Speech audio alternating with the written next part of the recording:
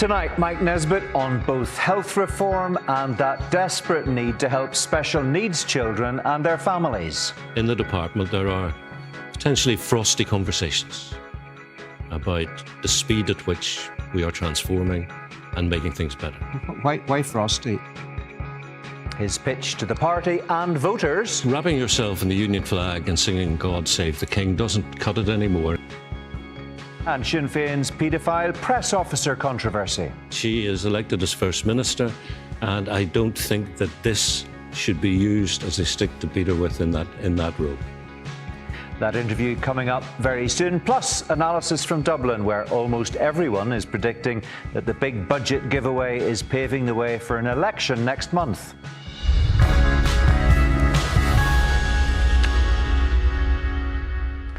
Hello, we've a fascinating interview with Mike Nesbitt coming up. He resigned from the Ulster Unionist leadership as votes were still being counted in the 2017 Assembly election. The DUP and Sinn Féin went on to win 55 seats between them. This is what he said at the time. My only regret is that the results seem to indicate that this society is now more polarised than ever, rather than more united in a shared future, which was my aspiration. But we will get there. Someday Northern Ireland will vote as a normal democracy. We will vote in a post-sectarian election, but it is now clear it will not happen during the duration of my political life.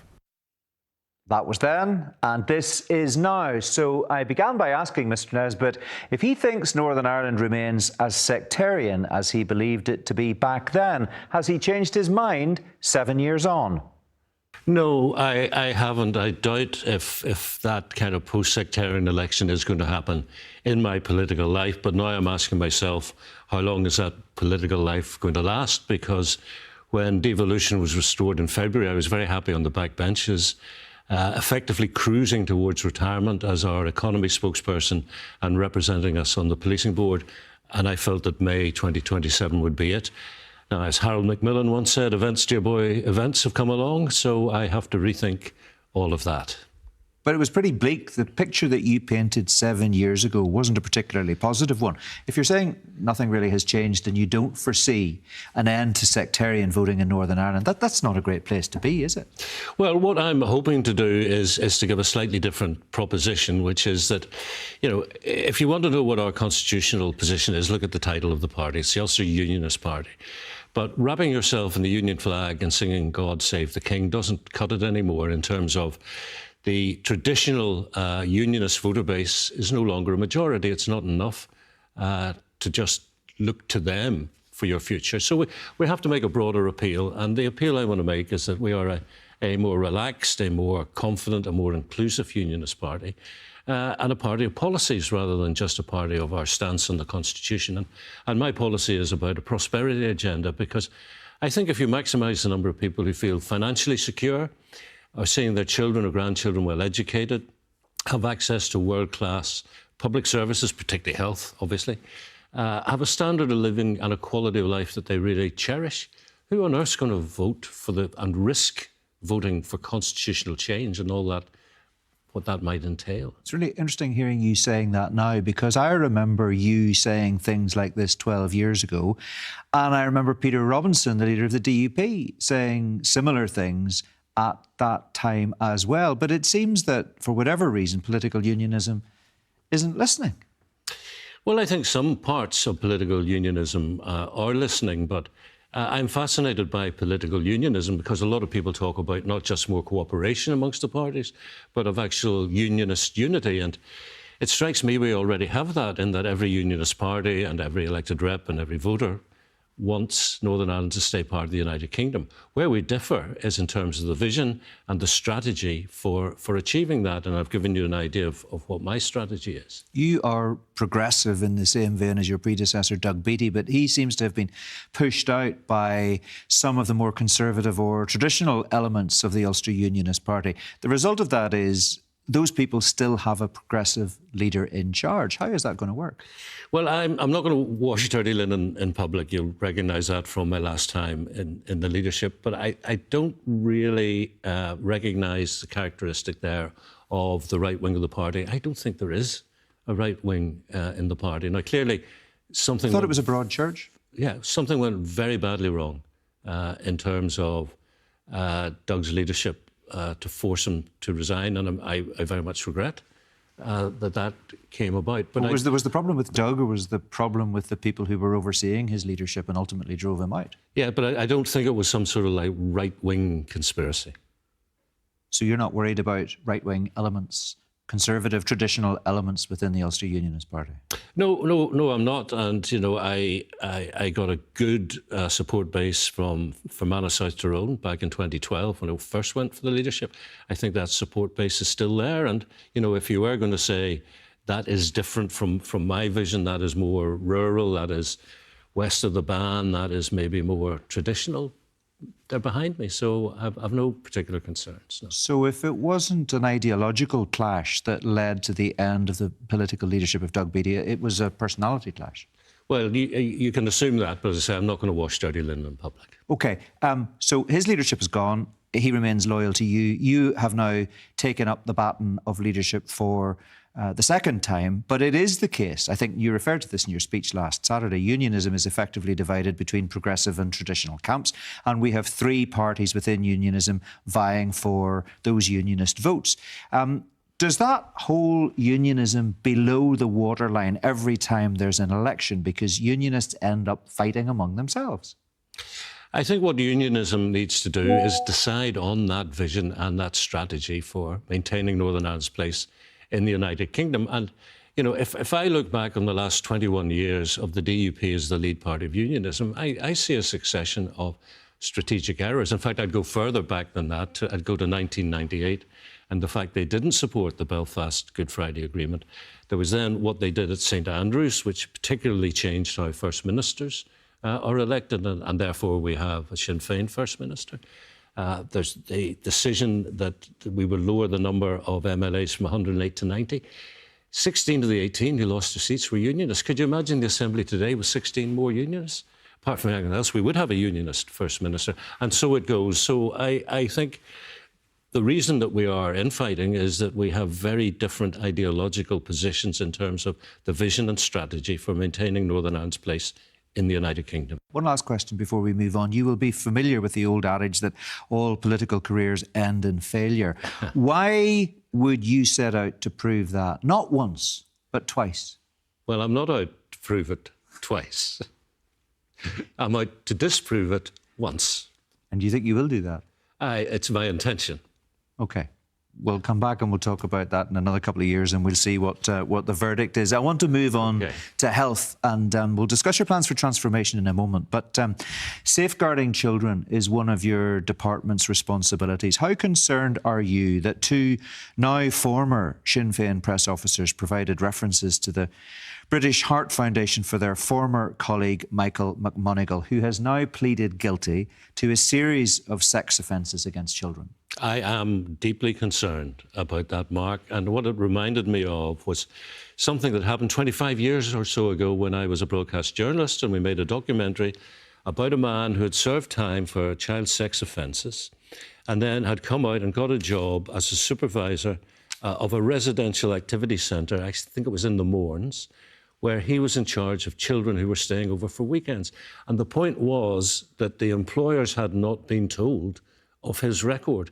So the fact it's still happening a quarter of a century on is truly disturbing and shocking. And I do think Sinn Féin have questions to answer, but we also have broader issues to consider as a body politic about how we ensure that the right people are informed about the right information when there are people in society who are potentially a threat, particularly to children. Because it is ultimately about public confidence, isn't it? People need to feel that the system protects children against sexual predators. And as far as this case is concerned, there remain, you've said yourself, serious, unanswered questions. Indeed. I wonder what you think about the way Michelle O'Neill has handled the situation. She's faced questions about the issue in an Assembly committee and at a press conference. She said she was aghast and horrified to learn about the references her former colleagues had provided to McMonigal, and she described their actions as gross misconduct. She said she would never have approved them had she been asked for her opinion. What outstanding questions do you have for the First Minister? Well, I think those are fine words, but there are, I think, outstanding questions about how this came about, how these two individuals came to write these references without making any reference to what went on. I know people are saying there are questions about whether Michelle O'Neill saw him at that event at Stormont, but these are questions for Sinn Féin. What I'm interested in is making sure that the Safeguarding Board, which comes under my remit, is aware of what is going on, is well briefed and is giving good advice, and primarily is listening to the concerns of children, because that's their main role. You sit around the executive table with Michelle O'Neill. Do you think her position is currently credible? I think she is elected as First Minister, and I don't think that this should be used as a stick to beat her with in that role. So what does that mean in terms of, if you've said that there are outstanding questions that you need answers to, but yet you're saying you don't have any questions over her credibility as First Minister? Well, I don't think we're at the end of the process. I think people like yourself will continue to ask those questions. What is the mood, would you say, around the executive table among the other parties as far as this issue is concerned? I don't know. I haven't spoken to any other executive colleagues. Has it struck you at all that, has it surprised you at all that the DUP, for example, hasn't been more overtly, obviously critical of Sinn Féin's handling of the situation? You'd have to ask him, the DUP, about that, Mark. I mean, I've said what I have to say about Michelle and this incident. I'm here to talk about either the leadership of the Unionist Party or about being Minister of Health. OK. You unveiled the first stage in your plans for health and social care transformation this week, and we know Professor Bengoa is coming here again next week. So finally, this is happening. Yes, finally, this is happening. And what I did this week was give the framework, the principles by which we will move forward. So, to my mind, if you need access to healthcare, the ideal is that you get it at home. The second worst option is having to go to an acute hospital, and the worst option is having to go to an acute hospital and stay overnight. But in terms of those hospitals, people tend to look at their local one as the health service. What I want people to start thinking about is hospitals, plural, as a network. So I'm as guilty of this as anybody. I mean, my local hospital is the Ulster. It's an acute hospital. I want it to do everything. I have to get my head around the fact that if I need a procedure, I might be better going to Antrim or to Altnagelvin or to Daisy Hill or to Swa in Enniskillen. You now get that. Absolutely. The next question, after the professor is here next week, is which hospital will do what? But at the same time, I'm very confident the professor is going to encourage people to do what I want to do, which is that so-called shift left, where we talk about care not in hospitals but in the community. And that's what my Live Better initiative, tackling health inequalities, is all about. The thing is, it's going to mean a complete rethink about how we do things here, as you have just suggested yourself. People are going to have to approach health and social care in a very different way. And for some people, that will inevitably mean that they will have to travel more than is currently the case for surgery in future. And whenever you were asked about this, you started to reference, for example, the possibility of churches providing transport. Now, it doesn't sound hugely well thought through if, off the top of your head, you're talking about people driving church minibuses to take people to hospital. No, you misunderstand what I said there, Mark. So, first of all, around 80% of people that we have surveyed said that they're willing to travel to get the procedure. They would like their aftercare as close to home as possible, by the way, and that's part of my vision for them. What I said in terms of people who don't have easy access to transport was that I've already had a conversation with the Minister of Infrastructure and the Minister for Rural Affairs, and we have tasked officials to go and look at things like community transport and how we might push that up. But what I also said was the ambulance service had have a pool of voluntary drivers. Now, that was pretty much decimated over COVID. They're now trying to build it back up. And my suggestion was maybe the church's network, maybe people who attend church regularly, are the sort of people who might be inclined to volunteer to drive. That's exactly what I just said. No, you're talking about a minibus. Yeah. I never mentioned a minibus. A church minibus. It doesn't really matter what they're driving the people in Let me read Hansard. I've got it here. You said, for example, I think of church networks. It strikes me that people who regularly go to church may be the sort of people who have the kind of community interest but that might lead them to think about becoming community drivers. Yes, but not in a minibus. Oh, well, in a car then. Well, I don't think the argument here is about whether it's in a car, Well, Mike, you or a brought up the minibus. minibus. So are you seriously suggesting that a major plank of this would be No, I'm not people from suggesting- churches No, I'm not. becoming No. community drivers? No, I'm just giving you that as an example of something that seemed like a bit of a throwaway comment. Well, it and if seems it's like- got to that level, it doesn't seem as thought through maybe as a plan might be at this stage. Well, That's all. it may seem like a throwaway comment to you, but it didn't seem like a throwaway comment when I mentioned it in the department. Okay, I suppose the point is this was an opportunity to capture the hearts and minds of Assembly members, to roll out, to persuade them that you have a master plan in place that's going to really change health and social care for people in Northern Ireland. And it just seemed like a not terribly thought through idea. To you? Well, I think to anybody hearing it would have thought that. Well, nobody raised that in the Well, Assembly. I'm raising it. Yes, so it's to you. Yeah. Well, that's relevant to this conversation, isn't it? Yeah. So what I'm saying is the vision is about a network of hospitals. And one of the things we're going to have to address to make sure there's equity of access is people who don't have ready access to their own transport. You want support from other parties in your health transformation plans, but you also want to vote against the Executive's budget bill to raise the prospect of spending over what's been given to you. Why should you be able to get away with that? Well, because when we got devolution restored, all the parties came together and made a successful argument to Treasury that the block grant should not be based on a head count, it should be based on assessed objective need. That's all I ask for the health budget. Is it based on assessed objective need? And it's not. The other parties are saying you've got more than half the budget, get on with it. Well, that's no way to do business. Yeah, well, what they would also say is that money in itself isn't going to solve the problems of the health service. And I say that myself. Yeah, and just throwing more money at it isn't going to fix it. No, but you need a certain amount of money to stabilise the service, and that's my concern. And by making a lot of noise about this, remember there was a significant additional sum given to health in June monitoring, and I'm expecting another significant sum of money out of the Barnett consequentials between now and financial year end. Yeah. Do you think at the end of the day you will vote to bust the budget? Because if you do that, you're going to make life incredibly difficult for your fellow executive ministers, and they are going to be even less likely than they would otherwise have been to support your plans for the future under those circumstances. I mean, it's a vicious circle. Well, the First and the Deputy First Minister are inviting all the executive ministers to meet the Professor next Wednesday and to stand in solidarity with him as we did in 2016.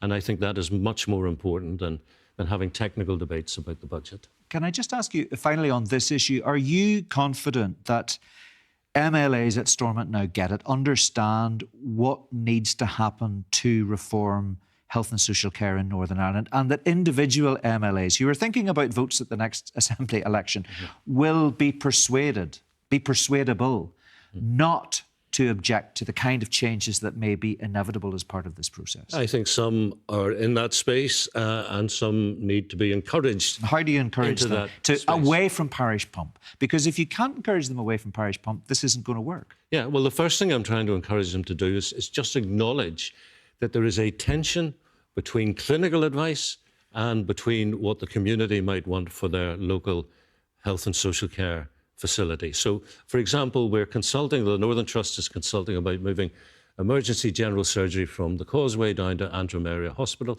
That would make the Causeway an elective centre, in other words, for planned operations. Now, if you've been on a waiting list, doesn't matter whether it's been for a month, a year, 5 years, if your operation is tomorrow and you get a phone call late at night or first thing in the morning to say, I'm sorry, there has been an emergency, the theatre is no longer available, that's not a good way to deliver healthcare. So if you separate emergency surgery from elective or planned surgery, the logic is absolutely clear. But it's saying to people, we're not taking something away from you, we're providing you with something that's actually better. And better is defined as delivering better outcomes for patients, for service users, and for the tens of thousands of glorious staff who deliver healthcare in Northern Ireland. I want to ask you just finally about last week's BBC Northern Ireland Spotlight programme, which was a very challenging watch. It focused on families living with children who have severe learning difficulties. and the struggle they have to access respite care. Now, Professor Roy Jones is an expert. I know you've met him, and you know the review he did into care for these young people. He says he doesn't doubt the intent of people in health and social care to help these families, but basically there is no one fully in charge, no one fully accountable. There has to be one body that delivers for these people, he says. Can you deliver on that as soon as possible? Well, I have given him a commitment that I am in favour of this arm's length body which would do what you have just described, but it is not down to me alone. Justice and education have roles to play, and there is still some debate and exchange of information going on, particularly with the Department of Education. But in terms of that documentary, Mark, oh my goodness, I'd already met the Children's Law Centre, who had highlighted the issues. And indeed, I had met one of the mothers on a constituency basis. And I thought I understood the problem until I watched the documentary. Oh, my goodness. Yeah. That leaves me, and I've made the point in the department, we are going to do better. And we're going to do better as quickly as we... So you obviously were moved by the programme, and it would be impossible not to have Exactly. been. It was a great piece of journalism. It was a very impactful programme. There is no doubt about that. People will say, if that's the case, what is the hold-up here? Should this not be an absolute priority today? And there should be no interdepartmental wrangling and discussing. Whatever needs to be done should be done. Well, yeah, but that's about the arm's length body. What I'm talking about is now facilities which were there for short breaks for parents, which they can't access because there's now somebody in there and it's being used as a residential home for them. And that was something I discussed with one of the mothers. So what we have to do is look at the physical facilities we have and figure out how we reconfigure them to look after both the residentials and also offer the short breaks. And it's a big challenge. Yeah. But it needs to be done. Well, it does need to be done. And Professor Roy Jones said precisely that. It can be done now, and it needs to be done now. Yeah. And that's one of several things which I can assure you in the department there are potentially frosty conversations about the speed at which we are transforming and making things better. Why frosty? If the case is as persuasive as you've just suggested it is, surely other officials will have watched that programme too and will have been equally as moved as you were and as I was. Well, because I'm going in and saying this is not acceptable and we've got to do something about it. And then what do they say in response to that? You're the minister, well, you're again, in charge. I'm not going to wash the dirty linen of the department in public. But what I'm trying to assure you is we're not having nice conversations about will you go away and think about doing something about that. It's much closer to saying I need urgent action. Did you tell them to get on with it? Yes. Right. And are they? Yes. So are we going to see movement on this issue, and are we going to see that vital respite care in place very soon? Well, I can't give you a timeline on that. But I can give you my assurance that I am demanding it as the Minister of Health. Those officials who will be engaged in delivering the kind of change that you say you want to deliver and that is necessary cannot be surprised at what is being asked of them, because the direction of travel has been clear for decades. There have been multiple reports that have suggested we need to change the way we do things. They have seen it coming down the tracks. Why now would they be resistant to those recommendations? That's my question. They're not resistant. They're just making the point that this is incredibly difficult. Well, it may be difficult, but it has to be done. I agree. And will you ensure that it is done? Because you ultimately are the minister. You have the ultimate responsibility here. You have the ultimate power here. And the buck stops with you. Exactly. And in May of 2027, if I am spared, I will complete my 3 odd years as Health Minister. And I have asked myself, do I want a legacy? And the answer is yes, I do. And what do I want it to be? I want people to look at the health service, at health and social care in Northern Ireland and say, well, he has started to deliver better outcomes. Mike Nesbitt talking to me earlier, and as I mentioned there, the Health Minister set out his plans earlier this week to revamp the hospital network in Northern Ireland. I'm joined now by Dr Ursula Mason, Chair of the Royal College of GPs in Northern Ireland, who's in Liverpool, where she's attending the organisation's annual conference. Dr Mason, thanks very much indeed for joining us on the programme tonight. Can I just ask you first of all for your initial thoughts on the plans that were announced by the Minister this week? So I think, Mark, it's important to note that these plans will, if enacted, potentially deliver a much better service, a much more timely service, and hopefully a much more equitable service for all our citizens here across the region. I think also considering the Minister's priorities around tackling health inequalities and considering the need for equitable access, this reconfiguration of the hospital network will, if enacted, hopefully deliver better care for patients. Not necessarily, as he said, closer to home, but certainly in a more equitable and timely way.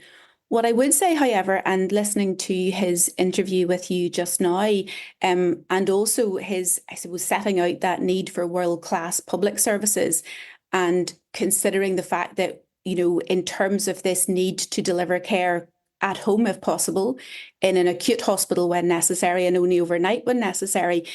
One of the things that is perhaps a little bit lacking from this, and notwithstanding the fact that it is about a hospital network, you cannot have an effective hospital network without an effective and functioning primary care. So I suppose as a GP, reading and considering this particular document, it is important that we consider the whole of the service and not just the hospital setting. Yeah, there can be tensions, obviously, between primary care and secondary care. We know GPs are bearing the brunt of the long waiting lists that are currently in place. According to your colleague, Dr Alan Stout, we are now about 12 months away from the collapse of GP services if funding issues aren't resolved. So there's another big challenge for the Minister to deal with. Absolutely. And when he talked about care closer to home and this shift left, it isn't going to be possible to do that without, as I say, that functioning primary care or general practice. We only get about 5.4% of the total health budget. And we know that in order to deliver an effective service, a service which is fit for purpose, and one which can actually sustain a hospital network on top of it, because primary care is the bedrock or the foundation of the health service, we need to make sure that that funding is increased in line with need and enable us to do what we're really good at, and that's preventative care, long-term condition care, and also acute care for our patients, because most patients don't want to be in a hospital. They only want to go there when they absolutely need to, and they really do want to have a functioning and accessible general practice, and we cannot do that without adequate resource. And without a stabilisation of primary care, the service as we know it will collapse. Some of the Royal Colleges were pretty critical of not being consulted at an earlier stage of the department's plans. You did get a hearing this summer. Do you feel that you were listened to? I mean, certainly we had the opportunity to feed into this particular consultation, and also we were fortunate enough to be able to present some evidence to the Health Committee around the state of general practice. I think it is important to know that as we present such evidence and as we feed into those, that we are listened to. And the proof of the pudding will be whether or not our asks or our concerns are enacted, and whether we see that stabilisation of general practice to enable the whole system to work effectively, because it's not about them and us, and certainly the patients in their homes or as they're travelling for their procedures don't really mind about who and what is doing whatever it is they need done. They really want the right care in the right place at the right time. And it doesn't matter what part of the system is providing it for them. It just needs to be equitable and timely. Well, that's an interesting point that you touch on there, because the Minister made it very clear there is a tension, he's aware of it, between what he referred to as clinical advice versus what local communities on the ground might want or might think they want. There's a process of consultation and, dare I say it, public education. Is there required in this process so that we don't get trapped into some kind of vortex of parish pump? Because if that happens, then change won't be delivered. Transformation won't happen. I mean, I think when we consider all aspects of transformation, it's important that everyone gets brought along on that journey, and public consultation is hugely important. There are very many people across the region who are sitting on horrendously long waiting lists, who are not getting the care they need, and who may well find that they will be asked to travel, or that they may have their care in a different location, or indeed their aftercare if they've spoken about. But the reality of this is that we need to be cognizant of the fact that, you know, a huge proportion of our population live with in the lowest or the highest quintile for deprivation. So we have a degree of poverty and deprivation, which is probably the worst across all of these islands. And I think we need to consider the impact of needing to travel, of isolation, of rurality in delivering effective services. So it needs to work for patients, it needs to work for the clinicians and the staff delivering those services. But I think if our population can see delivery and being able to reduce those waiting lists, being able to reduce the demand, and let's face it, if you can reduce the waiting lists, you can certainly reduce the demand on general practice service, because we're often the only people looking after those patients on waiting lists. So the impact across the system will be felt by all, but it is important that everyone is brought along on that journey. Really interesting to hear your thoughts tonight, Dr. Ursula Mason. Thanks very much indeed for joining us from Liverpool. Now, let's turn to the continuing controversy over the former Sinn Féin press officer, Michael McMoneagle. How's it playing out in the Republic? And with an election imminent, is it likely to feature during the forthcoming campaign? Gavin Riley is political correspondent at Virgin Media News, and he joins me now. Welcome to the programme, Gavin. Good to talk to you as ever. There were a few pretty sparky Dáil exchanges yesterday when the Sinn Féin president, Mary Lou McDonald, was asking questions of the Taoiseach. But overall, is this story making headlines in Dublin? In short, Mark, no, at this point it's not. As you mentioned, there was an attempt yesterday on the part of Fine Gael to try and at least inject it onto the public arena. We did have a situation where Simon Harris made one remark about it at leaders' questions in the direction of Mary Lou McDonald, effectively inviting her to use some Dáil time to make a statement about her knowledge of the whole affair. And just before leaders' questions, the southern version of Prime Minister's questions, we did have two Fine Gael backbenchers standing up and basically asking for the agenda to be paused to allow Mary Lou McDonald some time to make some sort of a statement on it. So there was a concerted and very scheduled, coordinated effort on the part of Fine Gael to try and have it pierce through the bubble a little bit and to try and bring it out more into open air. But it didn't land on that particular occasion. It was sort of the business moved on. And in truth, I don't think it has really spawned too much political interest in this side of the debate, or this side of the border rather. No doubt, if there is to be a general election in short order, it may be the sort of thing that gets thrown up as something to question the bona fides of Sinn Féin possibly in a governmental position. But in truth, it isn't really making much of a ripple on this side of the border. Well, it is obviously a story that's developed some considerable traction here in Northern Ireland over the past week. I wonder why that's not the case in the Republic. I mean, does that all come down to timing and the fact that everyone was focused on the budget over the last number of days? That might well be it. I mean, obviously, the media machine in Dublin has been pretty heavily focused on the budget. And then since the budget has begun to have dust settle on it, then the question marks around when the general election might be. So in truth, there have been some natural distractions. I think also true, whether people like to concede it or not, I think partition is true when it comes to political culture and to media. And right now, without meaning to take away from the significance of the story and the genuine questions that have been raised about the conduct of some Sinn Féin personnel and all of this, it does seem like it is a kind of a northern media bubble story, or at least that's the perception of it in Dublin, and it certainly just hasn't made that kind of penetration this week. But as you say, it might well be because we have a few other things on our agenda down here this week. Yeah, well, for sure, the budget and, of course, all this talk about when an election might or might not be called has taken up an awful lot of airtime in the Republic over the last few days. The Taoiseach's been at pains for months, it has to be said, to say this government is going to go full term. That would mean an election next February, presumably. But does he, do you think, have some wriggle room? There's definitely wriggle room there, and the fact that there is wriggle room and the fact that wriggle room seems to be almost being created is the reason why this still seems to be something of an active question. It is worth saying that whenever Simon Harris is asked about this, he says his position hasn't changed, but whenever he is explicitly asked to say that the election will be in 2025, he never does that. And he wants to say that he wants to have discussions with the other coalition leaders, with Micheál Martin and with Roger O'Gorman of the Greens, before he makes that call, but still intimates that it's going to be sometime in spring, but doesn't explicitly commit to it, and that's why there's a bit of a void. Interestingly, some of the legal mechanics behind the budget, the idea of a finance bill, for example, to give effect to tax cuts, a social welfare bill to give effect to increase social welfare payments, a new bill to give effect to energy credits that are being given to every household in the Republic, they're all being done relatively quickly, in fact quicker than they would have been done in previous years, and that does give rise at least to the suspicion that even if Simon Harris hasn't necessarily made his mind up, he is at least keeping his options open about the prospect of going to the public this side of Christmas, while the opinion polls seem to be so favourable, and before there might be the prospect of Sinn Féin finding its footing again and chipping away the lead that Fine Gael has built.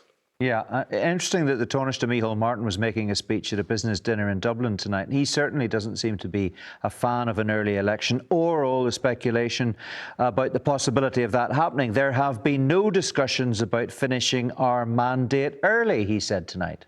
Yeah, indeed. And Simon Harris has also been at pains to say that this is something that he will try and do on an orderly basis, that although the Constitution says it's his prerogative to go to the President and ask for a general election to be called, it's not something that he's going to do by calling a surprise or pulling the wool over the eyes of the people that he's serving alongside in government. Part of that, I think, is just to maintain the dynamics of the coalition that he's got. And part of it, I suspect, is looking forward to whatever government there might be on the other side of an election, because if Fine Gael is in a position to form an election, it's going to have to be with Fianna Fáil, and if they're going to try and build bridges after a general election where naturally they're sniping at each other, the better thing to do is have the orderly winding down of this election rather than this government rather than going into the election all guns blazing at each other and quibbling about whether the government should have lasted a few months longer in the first place. Yeah, I mean, all of that's fascinating. And of course, it makes very good sense. But I just wonder how much tension, maybe behind closed doors, you think there is between the three coalition parties about the timing of the election. I thought it was very telling that Micheál Martin made those remarks tonight, and it almost seemed like it was something of a public shot across the bows, that if all this, the machinery that I mentioned about getting the legislative parts of the budget passed early, if that is an attempt on the part of Simon Harris to give himself the option, it was almost as if before they have any private discussions, Micheál Martin was trying to close off that option by suggesting that he simply didn't have the appetite for going any earlier, and knowing that Simon Harris doesn't really have the political capital to go against him on that. Micheál Martin, though, it should be said, for all of his discussions about wanting to go in springtime, he's been spending an awful lot of time canvassing with his general election candidates and going on social media and making a very public show and a song and dance about doing so. So even though the election itself might possibly be 5 or 6 months away, election mode is definitely here already. So there is all of this speculation, feverish speculation about whether the election will happen next month or not. Have you taken a public position on that briefly? I do think that I've heard the dates of Friday the 8th and the 15th of November being ruled out, and I suspect that's not because Simon Harris is ruling out an early election. I suspect it's because there's 2 Ireland rugby internationals in the Aviva Stadium, and that's a part of the world in Ballsbridge where there might be naturally a lot of more affluent Fine Gael minded voters, so they don't want to distract prospective voters by having a rugby match on. Okay. I still think it's possible for it to maybe be on Saturday the 16th or maybe Friday the 22nd of November, but I suspect if they don't go any earlier than that, then I think you're looking into January, February, because having it at the very, very tail end of November or into December in the cold nights, I just don't think suits anybody. We'll find out in due course. Gavin, good to talk to you as ever. Thanks very much indeed. That's all we've time for tonight. I'll be back at the weekend with Sunday Politics. My guest of the day will be the SDLP leader, Claire Hanna. Join me for that. For now, from all of us, thanks for watching. Bye-bye.